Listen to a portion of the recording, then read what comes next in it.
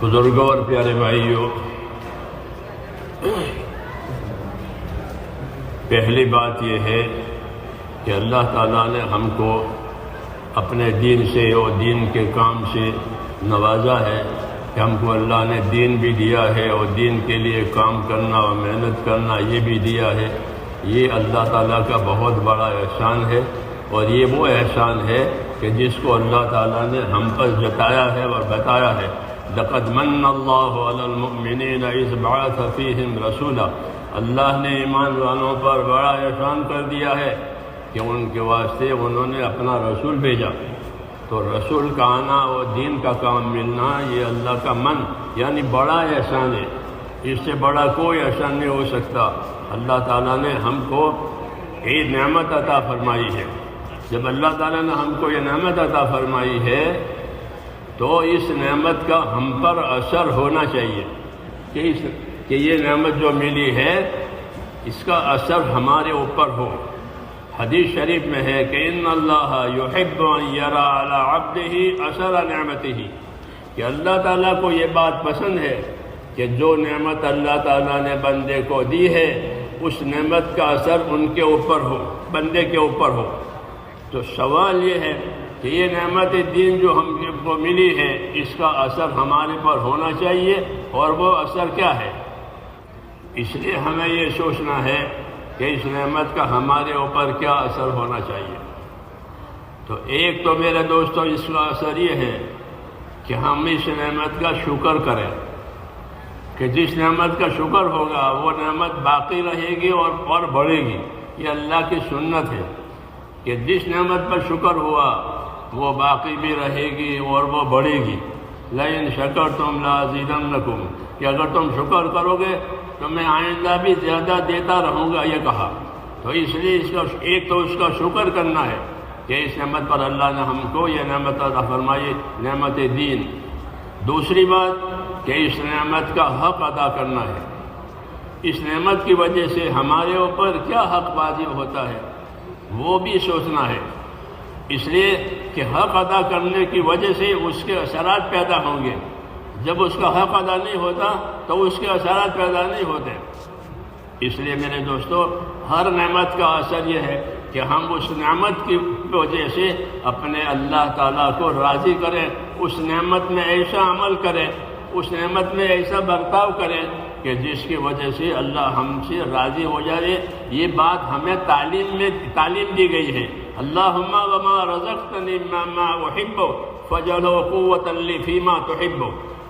مسنون دعاؤں میں یہ تعلیم ہے کہ اللہم وما رزقتنی مما احب فاجعلہ قوۃ لی فیما تحب، کہ یا اللہ آپ نے مجھ کو جو نعمت دی ہے، ساتھ ساتھ میری درخواست یہ ہے اس نعمت کے ساتھ مجھ کو ایسی طاقت بھی دے کہ میں اس نعمت کی وجہ سے یا اللہ آپ کو راضی کیا کروں۔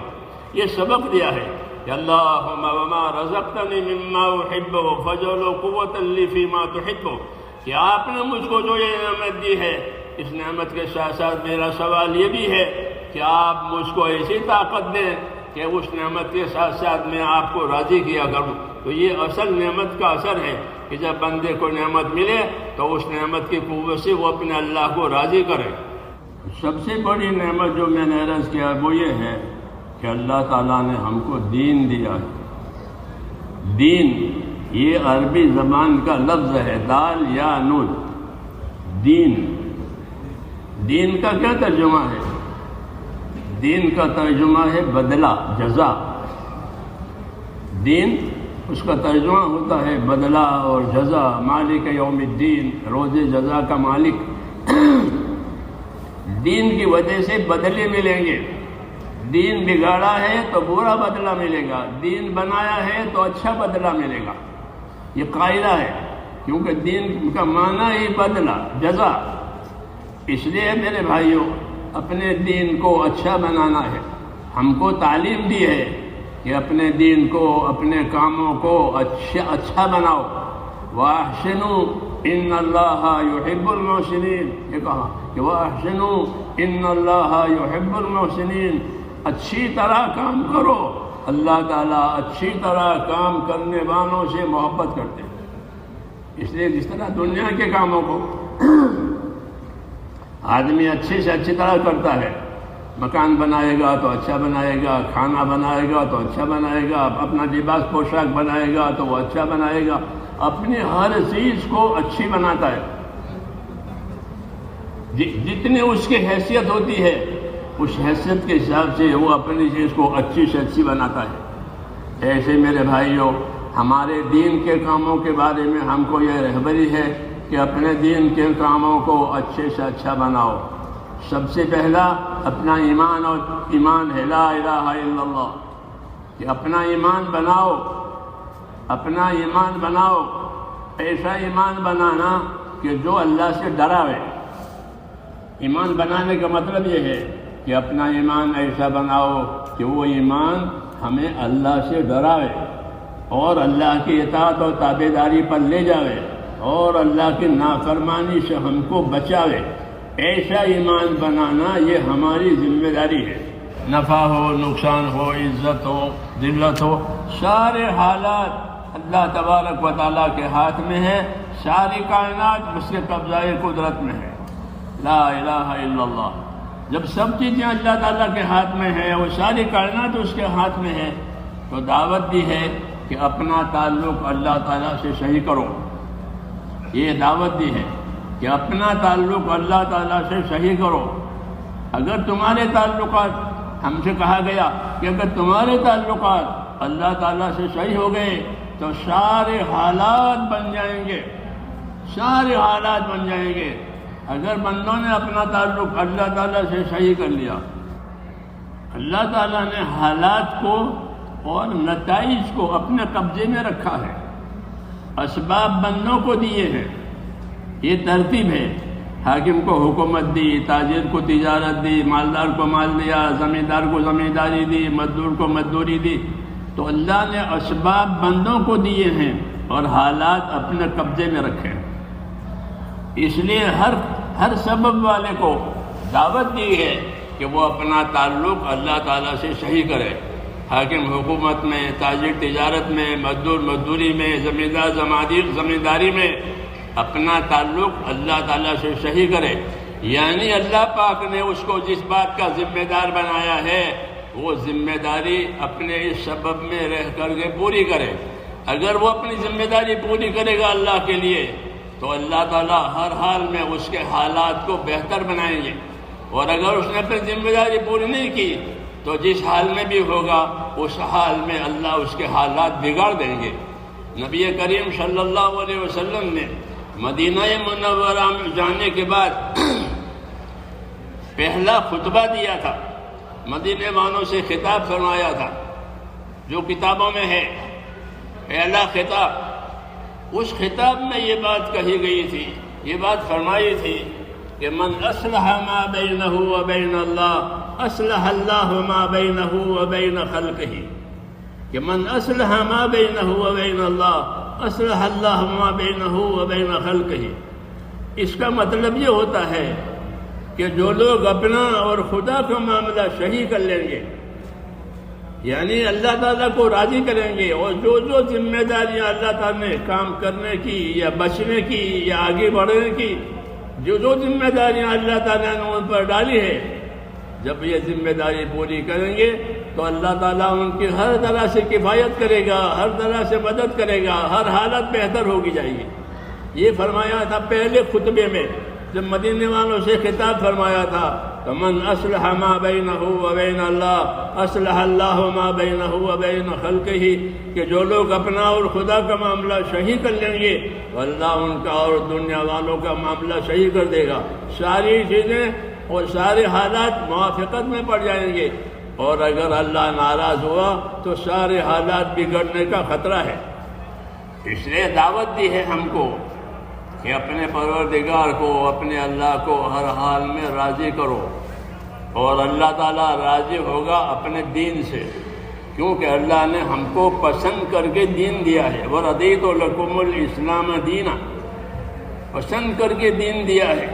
جب اللہ نے ہم کو دین پسند کر کے دیا ہے اور بہت دین پسند کیا ہے تو اللہ ہماری بے دینی کو کیسے برداشت کریں گے اور ہمارے بے دینی کو کیسے پسند کریں گے؟ اس لیے کسی کو اس کی اجازت نہیں ہے کہ وہ اپنے آپ کو بے دین بناوے، اور دین کے کاموں کو توڑے یا دین کے کاموں کو چھوڑے، اس کی کسی کو اجازت نہیں ہے، بلکہ حکم دیا ہے کہ فادخلوا فی السلم کافہ، ادخلوا فی السلم کافہ، اپنے دین میں پورے آ جاؤ۔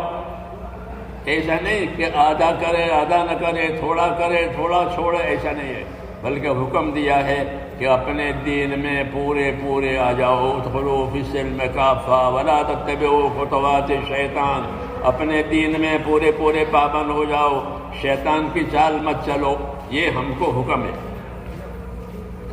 So the basic da'wah to us is to please Allah subhanahu wa ta'ala, and Allah's pleasure comes through His deen. Allah tells us in the Quran, وَرَضِيتُ لَكُمُ الْإِسْلَامَ دِينًا. Allah likes the deen for you. Allah is the one who has chosen the deen for you. Now if Allah is the one who chose the deen for us, why would Allah subhanahu wa ta'ala like it if we are turning away from the deen? Why would Allah subhanahu wa ta'ala be happy if we are living a life against the deen? Allah subhanahu wa ta'ala commands us in different portions of the Quran. Allah says, "Udkhulu fi as-silmi kaffah," that enter into Islam completely.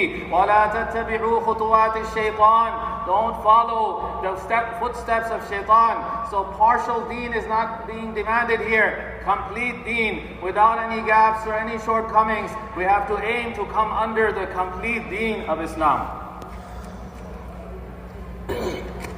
اللہ تعالیٰ کی طرف سے ہم کو نعمتیں بھی ملتی ہیں اور اللہ کی طرف سے ہم کو حکم بھی ملتے ہیں۔ یہ دو چیزیں ہماری طرف آتی ہے، اللہ بندوں کو نعمت بھی دیتا ہے اور اللہ بندوں کو حکم بھی دیتا ہے۔ نعمت کا تقاضا یہ ہے کہ نعمت دینے والے کا شکر ادا کیا جائے، نعمتیں غافل نہ کرے،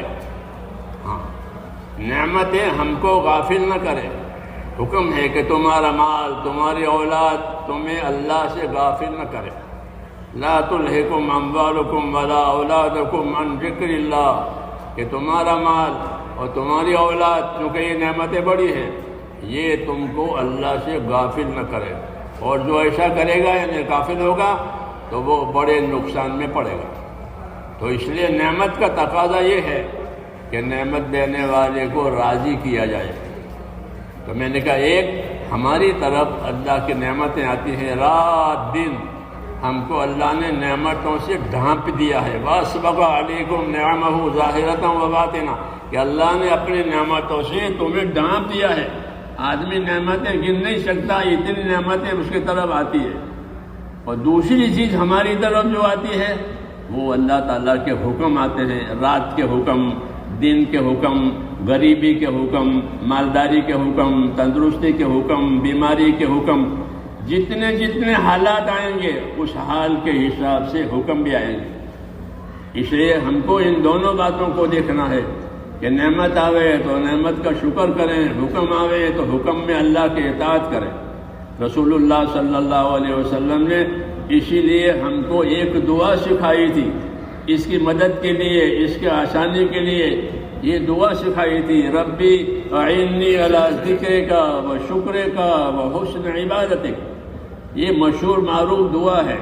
اس دعا کے بارے میں علماء نے یہ کہا ہے کہ یہ دعا ہر مسلمان کو یاد ہونی چاہیے، رب اعنی علی ذکرک و شکرک و حسن عبادتک، کہ یہ دعا ہر مسلمان کو یاد کرنی چاہیے اور ہر نماز کے بعد مانگنی چاہیے۔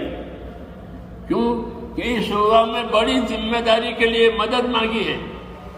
تو ہم کو یہ دعا سکھائی تھی، اعنی علی ذکرک و شکرک حسن عبادتک، کہ ذکر بھی سکھا دے ہم کو، ذکر میں بھی مدد دے اور شکر میں بھی مدد دے۔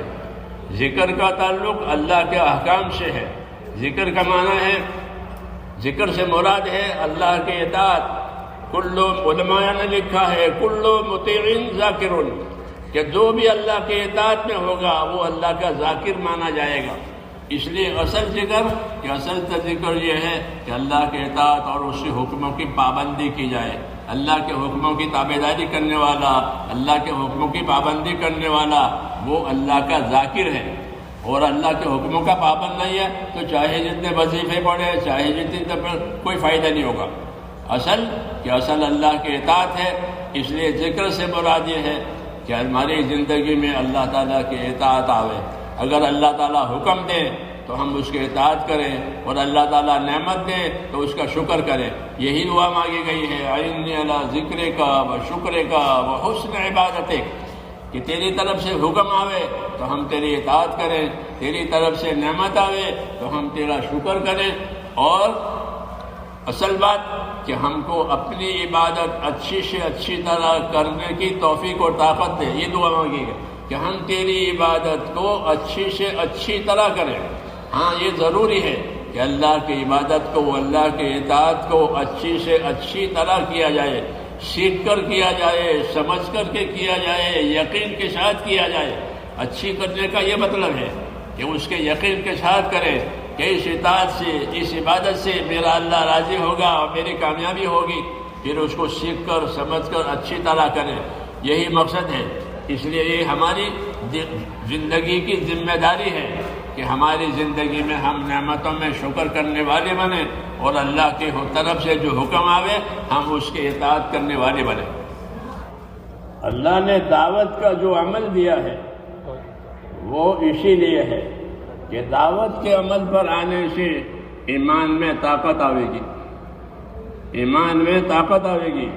جب آدمی اللہ کی دعوت میں اور اللہ کے راستے میں نکلے گا اور اس محنت میں اپنے آپ کو ڈالے گا تو پہلا نفع اس کی طرف یہ آئے گا کہ اس کے ایمان میں طاقت آئے گی، اس کا یقین بڑھے گا، اس کے دل میں خدا کا خوف آئے گا.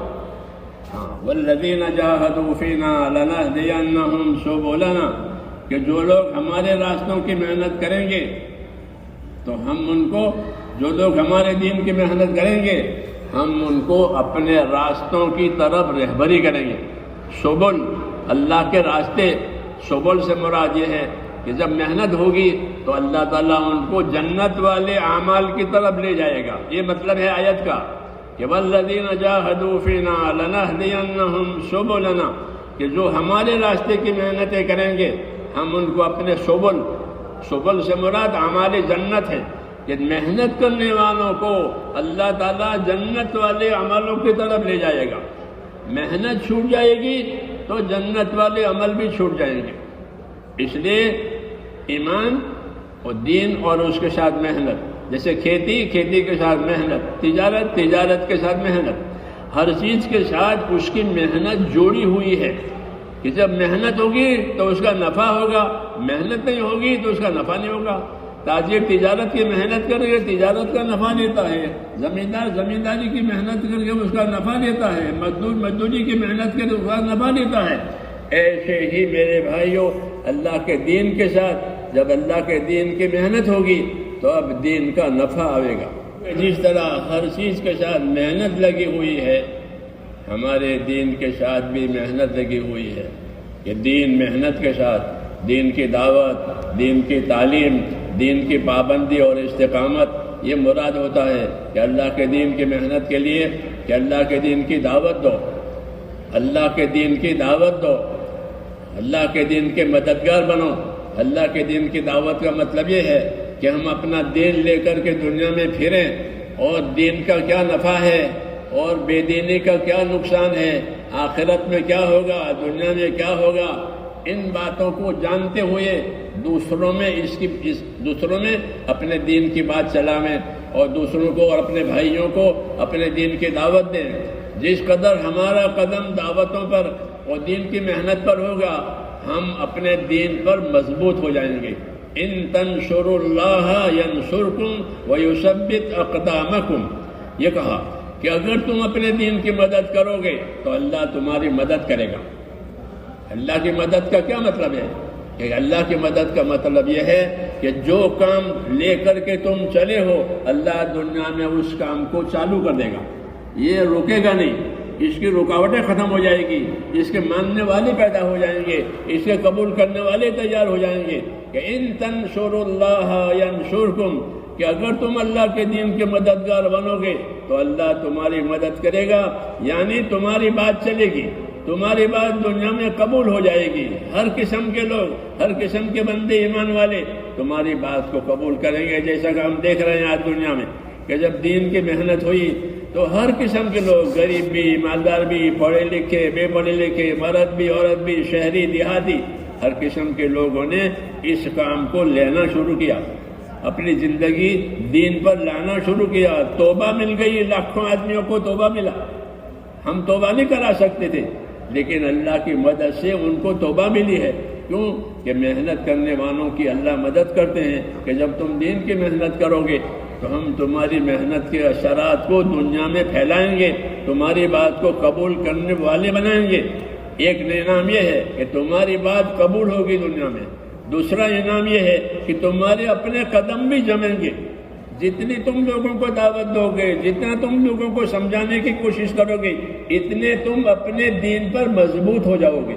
ان تنصروا اللہ ینصرکم ویثبت اقدامکم، دو باتیں کہیے کہ اگر تم اپنے دین کی مدد کرو گے تو اللہ تمہاری مدد کرے گا، یعنی تمہارے دین کے بعد دنیا میں چلے گی، ہر رنگ والے کے پاس، ہر قوم کے پاس تمہارے دین کے بعد چلے گی، لوگ اس کو لیں گے۔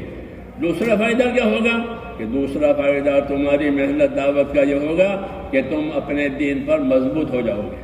اگر یہ کام چھوٹ گیا تو دوسروں کا نفع بھی گیا اور خود بھی اپنے دین میں کمزور ہو جاؤ گے۔ فرائض چھوٹ جائیں گے۔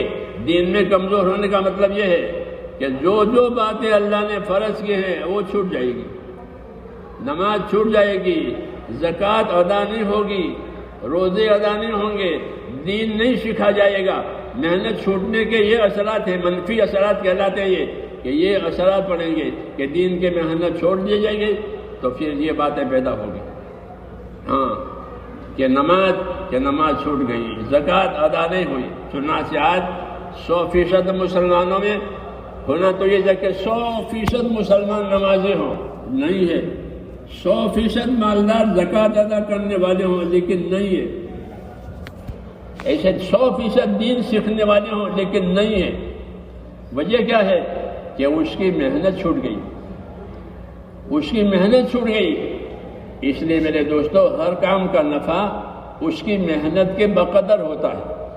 جتنی محنت اتنا نفع، جتنی محنت اتنا نفع۔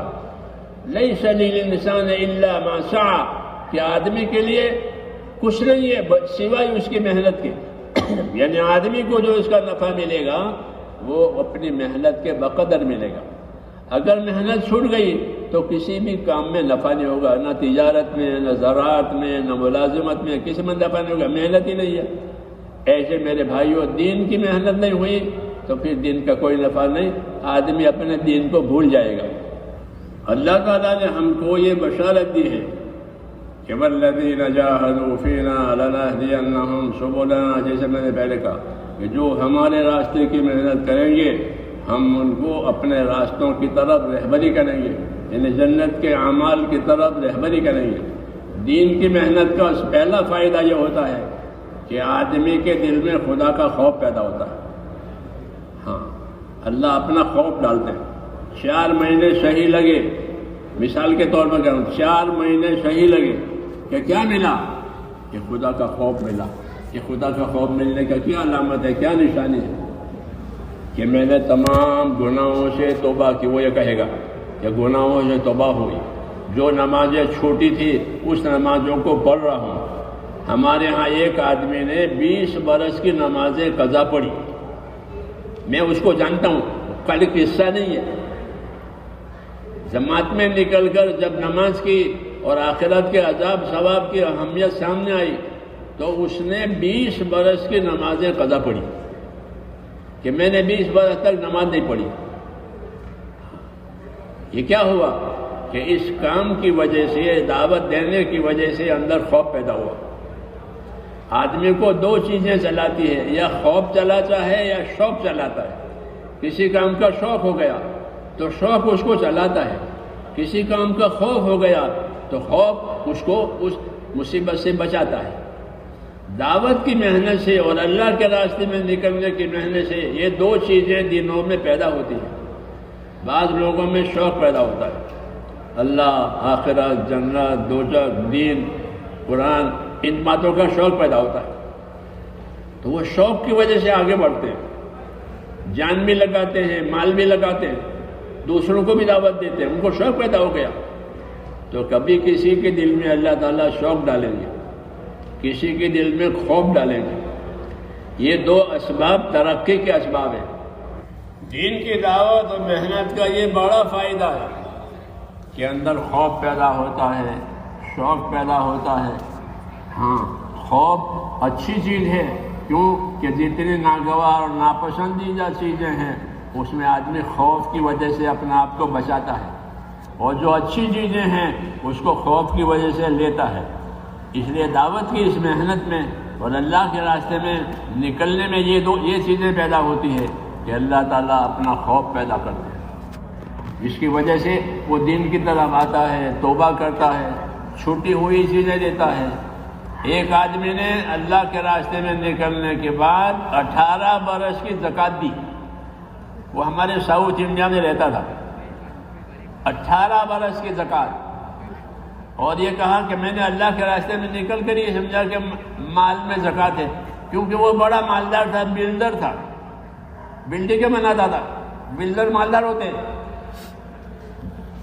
لیکن مجھے یہ نہیں معلوم تھا کہ مال میں کیا ہے، مال میں کتنی زکوٰۃ ہے۔ ہاں، اس کو جہالت کہتے ہیں کہ دین نہیں ہوگا تو آدمی اپنی ذمہ داریوں سے جاہل ہوگا۔ وہ جہالت ایسا ہے، جہالت ایسی چیز ہے جیسے کوئی اندھا ہو، نابینا ہو۔ نابینا دنیا کی رونق نہیں دیتا، کتنی رونق ہے، نابینا ہے، اندھا ہے۔ تو اس اندھاپن کو دور کرنے کے لیے اللہ تعالیٰ نے ہم کو دین دیا ہے اور دین کی محنت دی ہے۔ دین اور دین کی محنت، اس سے دین کا نفع کھلے گا، یعنی گناہوں سے بچنے کی طاقت پیدا ہوگی۔ پہلی بات اس کو تقویٰ کہتے ہیں کہ دین کی محنت سے تقویٰ ملے گا۔ تقویٰ وہ نعمت ہے، وہ صفت ہے، اندر خدا کا خوف پیدا ہوتا ہے۔ حضرت عمر فرماتے تھے کہ اللہ نے ہم کو تقویٰ دیا ہے، ہم کو اللہ نے تقویٰ دیا ہے۔ تقویٰ یعنی اندر خدا کا خوف پیدا ہو گیا۔ آپ نے سنا ہوگا جمعہ کے خطبوں میں خطبہ حضرات پڑھتے ہیں، تقویٰ ملاک الحسنات، تقویٰ ملاک الحسنات، کہ تقویٰ یہ تمام بھلائیوں کی، تمام نیکیوں کی جڑ ہے۔ کہ آدمی کے دل میں تقویٰ پیدا ہو گیا، خدا کا خوف پیدا ہو گیا، اب وہ ہر بھلائی کی طرف جائے گا، فرائض بھی ادا کرے گا، نوافل بھی ادا کرے گا، خدمت بھی کرے گا۔ جی ہاں، عبادت، خدمت، یہ سب تقوی پر موقوف ہے۔ اور تقوی، اللہ کا خوف کہاں ملے گا؟ کہ یا تو اچھی صحبت میں ملے گا، جیسے صحابہ کرام کو حضور صلی اللہ علیہ وسلم کی صحبت ملی تو ان کے دلوں میں تقوی پیدا ہو گیا۔ تو یا تو تقوی اچھی صحبت سے ملے گا، اور اچھی صحبت نہیں ہے تو اچھی محنت سے ملے گا۔ کہ اچھی محنت ہو گئی دین کی، اللہ کے حکموں کی، اعمال کی محنت ہوئی، اس میں چلنے کی وجہ سے، اس میں پھرنے کی وجہ سے اللہ اپنا خوف دے دیتے ہیں۔ اس کی وجہ سے آدمی اپنی گزری ہوئی زندگی پر پچھتاتا ہے، اس کو حسرت ہوتی ہے، میں نے اپنی زندگی برباد کر دی، میں نے کچھ نہیں کیا۔ اس کو حسرت اور ندامت ہوتی ہے، اور ندامت کی وجہ سے وہ توبہ کر کے پھر آگے بڑھتا ہے۔ تو اللہ کے راستے میں نکلنے کا ایک فائدہ یہ ہے کہ آدمی کو توبہ ملتی ہے، اور پچھلی زندگی پر اس کو افسوس ہوتا ہے، اور اگلی زندگی بنانے کی طاقت ملتی ہے کہ اگلی زندگی مجھے بنانی ہے، ایمان والی، عبادت والی، اخلاق والی، اخلاص والی۔ یہ زندگی میں یہ چیزیں بننی چاہیے، خالی کھانا کمانا نہیں، بلکہ اللہ نے زندگی کو اس لیے دی ہے کہ اپنی زندگی کو بناؤ، یہ نہیں کہ اپنی زندگی کو گزارو، وہ تو گزرے گی، روزانہ صبح شام ہوتی ہے، زندگی گزرتی ہے۔ اصل تو میرے بھائیوں زندگی کو بنانا ہے، اور زندگی بنانے کا مطلب یہ ہے کہ ہماری زندگی اللہ کے رضا والے راستے پر بڑھ جاوے، رسول اللہ صلی اللہ علیہ وسلم کی سنتیں اور آپ کے طریقے ہماری زندگیوں میں آ جائے، اور دوسروں کے ساتھ ہمارا معاملہ بھلائی اور احسان کا ہو جاوے۔ ایمان، اعمال، اخلاق، یہ تین چیزیں بنیادی ہیں۔ تو ایک تو میں نے عرض کیا کہ اللہ کے راستے میں نکلنے کی جو محنت ہے، اس محنت سے ہمارے دلوں میں تقوی پیدا ہوگا، اللہ کا ڈر آئے گا، اور اللہ کا ڈر اور تقوی یہ تمام نیکیوں کی جڑ ہے۔ صحابہ کرام کو تقوی ملا تھا. والذین اہتدوا زادہم ہدی وآتاہم تقواہم، بشارت ہے. والذین اہتدوا زادہم ہدی آتاہم تقواہم، کہ جو لوگ بتکلف اور اپنی محنت سے صحیح راستے پر چلنے کی کوشش کریں گے تو اللہ تعالیٰ ان کو صحیح رہبری بھی کرے گا اور ان کے دلوں میں اپنا تقوی اور اپنا خوف بھی پیدا کرے گا. تو ہم کو صحیح محنت کی وجہ سے صحیح رہبری بھی ملے گی اور اندر خدا کا خوف اور تقوی بھی پیدا ہوگا. اس کی وجہ سے اپنے دین پر چلنے کی طاقت پیدا ہوگی. یہ ضروری ہے. کیوں کہ آدمی رات دن اپنی دنیا میں، اپنے بال بچوں میں، اپنے کاروبار میں رہنے کی وجہ سے روز روز اس کے ایمان میں کمزوری آتی ہے، یعنی یقین کمزور ہو جاتا ہے. یقین تو یہ ہے کہ جو کچھ ہوگا وہ اللہ سے ہوگا، اللہ کے غیر سے کچھ نہیں ہوگا. نفع ہو، نقصان ہو، بیماری، تندرستی، غریبی، امیری، یہ سب اللہ سے ہے. لیکن یہ یقین کمزور پڑ جاتا ہے جب وہ اس ایمان کی محنت میں نہیں ہوتا. جب اس کا یقین کمزور ہوگا تو اس کے عمل بھی کمزور ہو جائیں گے. اس کے عمل بھی کمزور ہو جائیں گے. وہ اپنے عمل کو سیکھے گا نہیں. جیسے ہم لوگ آج ہو گئے ہیں کہ نماز پڑھتے ہیں لیکن نماز سیکھی نہیں ہے. وضو کرتے ہیں لیکن وضو سیکھا نہیں ہے، دیکھا دیکھی کر لیتے. سیکھنے کا مطلب یہ ہے کہ ہم دین کے کاموں کو سیکھیں، یعنی اس کی فضیلت بھی جانیں، اس کا طریقہ بھی جانیں. اس کو سیکھنا کہتے ہیں کہ اس کی فضیلت بھی جانو اور اس کا طریقہ بھی جانو. اللہ نے سیکھنے کے لیے اور سمجھنے کے لیے علم اتارا ہے دعوت کے ساتھ، کہ دعوت بھی ہو عمل کی، اور پھر عمل کو صحیح کرنے کے لیے اس کا سیکھنا سکھانا ہو، اس کا علم ہو. فضائل کا علم اتارا ہے اللہ نے.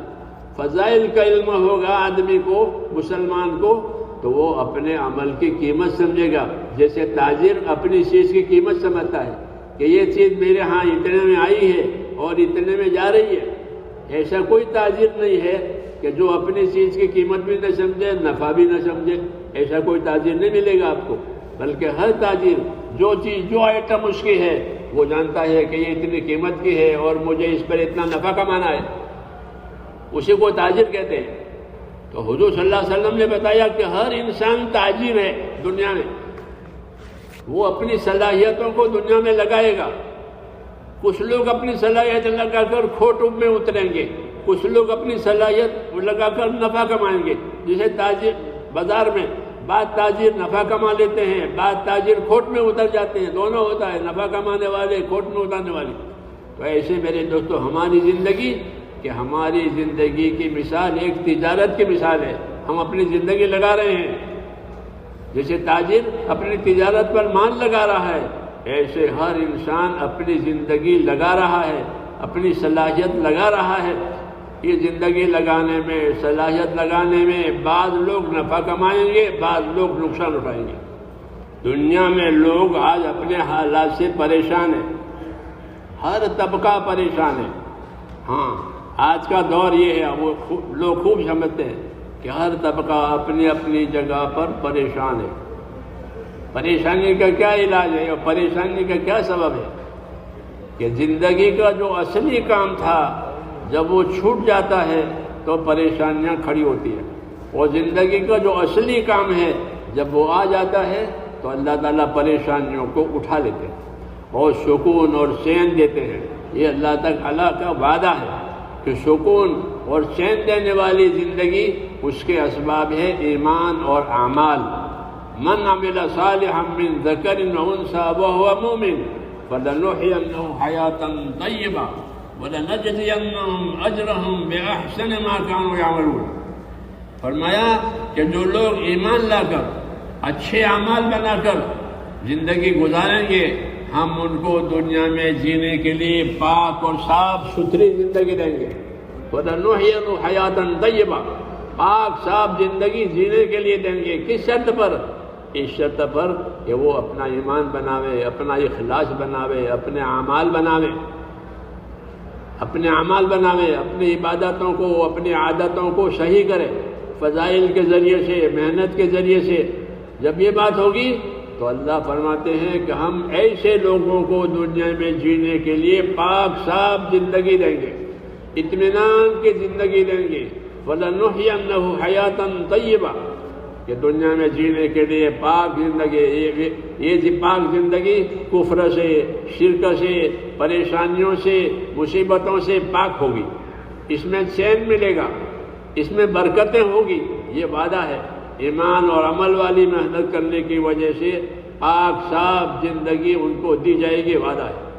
اور جو آخرت ہے اس کا بدلہ تو اللہ کہتے ہیں اس سے اور بڑھا کر دیں گے، اللہ آخرت کو بڑھا کر دیتے ہیں، اور دنیا میں ہدایت بقدر محنت کے دیتے ہیں، جتنی محنت اتنی ہدایت، جتنی محنت ان کی ہدایت، راستے کھلتے چلے جائیں گے محنتوں کی وجہ سے، اور آخرت کا جو بدلہ ہے وہ تو بہت زیادہ بڑا کر دیں گے۔ وَإِن تَكُ حَسَنَةً يُضَاعِفْهَا، ایک نیکی بھی ہوگی تو ایک نیکی نہیں ہوگی بلکہ اس کو اللہ بڑھا دیں گے، یہ اللہ کی سنت ہے اور یہ بشارت ہے۔ اس لیے میں ضرور سمجھدار آدمی وہ ہے کہ جو اپنی ذات پر قابو کرے، حدیث شریف میں ہے کہ الکیس من دان نفسہ وعمل لما بعد الموت، سمجھدار آدمی وہ ہے جو اپنی ذات پر قابو کرے، یعنی اپنے آپ کو اللہ کے ناراضگی سے بچاوے اور موت کے بعد کام آوے وہ عمل آج کرے۔ ہماری اس دعوت میں، اس محنت میں یہی ہے کہ اپنی زندگی کو صحیح بنانا ہے، اپنی آخرت بنانی ہے، اس کے لیے محنت کرنی ہے، دعوت کی محنت، اس کے لیے دعوت کی محنت کرنی ہے کہ دعوت کی محنت سے یہ مسئلے حل ہو جائیں گے۔ اس لیے ہمارے بزرگوں نے، اللہ تعالیٰ ان کو جزائے خیر دے، ہم کو اس راستے پر ڈالا ہے، اور اپنے ہر بھائی کو اس کی دعوت دی جاتی ہے کہ وہ پاک صاف ستھری چین والی زندگی حاصل کرنے کے لیے اپنے آپ کو تیار کرے۔ اس کے لیے آسان راستہ یہ ہے کہ اس کام میں 4 مہینے ایک مرتبہ اچھی طرح سے لگائے جائے۔ ہاں، 4 مہینے ایک مرتبہ اچھی طرح لگے اور کام سے تعلق پیدا ہو جاوے۔ اس لیے پہلی دعوت یہ ہے کہ اپنے آپ کو ایک مرتبہ 4 میں لگاؤ۔ جنہوں نے نہیں لگائے ہیں وہ جلدی کریں، اور جنہوں نے نہیں لگائے ہیں وہ 4 مہینے والی محنت کا اپنے آپ کو پابند کریں، تو انشاءاللہ دنیا کے حالات بھی صحیح ہو جائیں گے اور آخرت کے حالات بھی صحیح کرنے کی توفیق ہو جائے گی۔ اللہ تعالیٰ دین کی محنت کی وجہ سے مصیبتوں کو اٹھا لیتے ہیں۔ حدیثوں میں ہے کہ دین کی محنت کرو، یہ جنت کا دروازہ ہے، اور تمہاری مصیبتیں اللہ اٹھا لے گا، تو مصیبتیں اٹھا لی جائے گی، جنت کے دروازے تک پہنچ جائیں گے، یہ راستہ ہے۔ اس لیے ہم اپنے بھائیوں سے یہ بات کہے جاتے ہیں کہ آج ماشاءاللہ اجتماع میں سب جمع ہوئے ہیں، اور ہمارے جمع ہونے کا مطلب یہ ہے کہ جمع ہو کر اللہ کے دین کی فکر محنت کریں۔ اس لیے آپ حضرات سے درخواست کی جاتی ہے کہ ہماری مجلس ہے، اب اس سے بڑی مجلس آئندہ نہیں ہوگی، اب تو دعا ہو جائے گی۔ آج موقع ہے، ہمت کر کے 4 مہینوں کے لیے اپنے آپ کو پیش کرو، خاص کر کے ہمارے وہ بھائی کہ جنہوں نے اب تک 4 مہینے نہیں دیے ہیں، 100 سال ہو گئے تبلیغ کو اور اب تک 4 مہینے نہیں ہاتھ آئے ہیں، وہ پہل کریں اور اپنے آپ کو اللہ کے دین کو سیکھنے سکھانے کے لیے، اپنی زندگی کی ذمہ داریوں کو سمجھنے کے لیے اس راستے میں نکلیں 4 مہینوں کے لیے۔ اب بتائیں اب اس کے ساتھ کون کون تیار ہے؟ جب تک ہماری تشکیل نہ ہو جائے اٹھک بیٹھک نہ کریں، کام کے مددگار بنیں۔ جیسے سلام پر نماز پوری ہوتی ہے ایسے تشکیل پر ہمارا یہ کام پورا ہوگا۔